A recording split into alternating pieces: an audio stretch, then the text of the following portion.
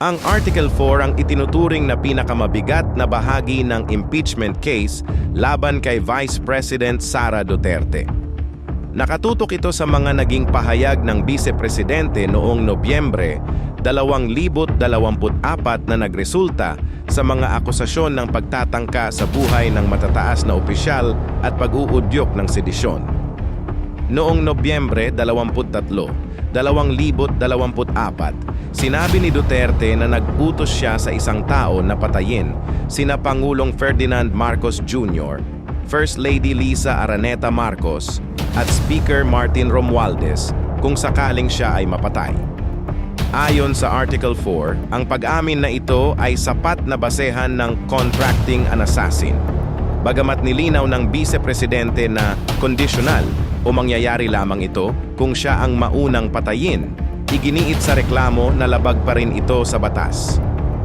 Bukod sa plot umano sa pagpatay, isinama rin sa Article 4 ang iba pang marahas na pahayag ng Vice Presidente.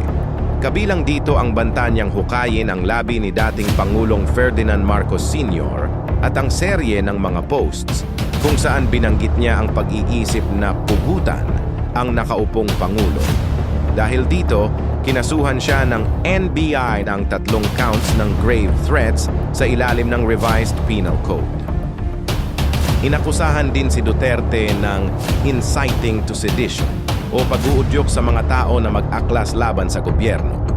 Binanggit sa reklamo ang pagsuporta niya sa mga rally na kumukwestiyon sa lehitimidad ng administrasyon at ang supplemental affidavit ni Ramil Madriaga tungkol sa mga extraordinary measures gaya ng civil disobedience at pagsalakay umano sa Malacanang para masiguro ang pag-upo ni Duterte sa kapangyarihan bago ang 2028.